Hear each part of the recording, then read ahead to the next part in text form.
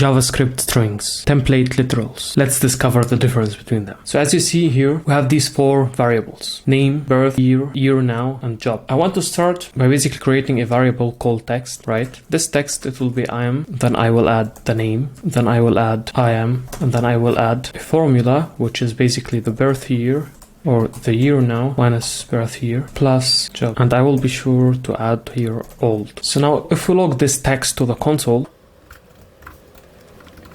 you will see that I'm Jad, I'm 40 years old, and as you see here, we need another space, JavaScript developer, right? So JavaScript automatically changes even these numbers to strings. That happens automatically. Now, there is a better way to create this text, and it's using the template literals. So using the template literals, let's call it text new, right? We will be using these kind of symbols, and inside them, we can basically write I am. Then whenever you want to add a variable, you just use the dollar with the brackets. You add I am, then you can literally copy paste this one, right? And then years old job. So the difference is you don't need these pluses. Like imagine if you forget just one plus here, you will get an error. But here it's much easier because basically you write the whole text and every single variable you just surround it by this dollar and brackets. So now let's print out this new text, and as you see it looks the same to the console. So let's keep both, right? These are the same. Now another advantage of the template literals is basically if you want to make lines. So let's assume we want to create a line here. So to do that you need to use backslash,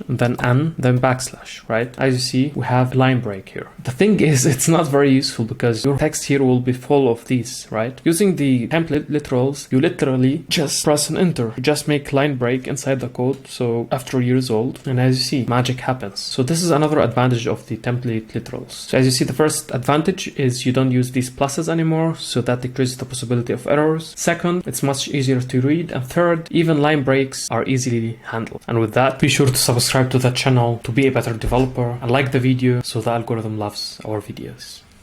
See you.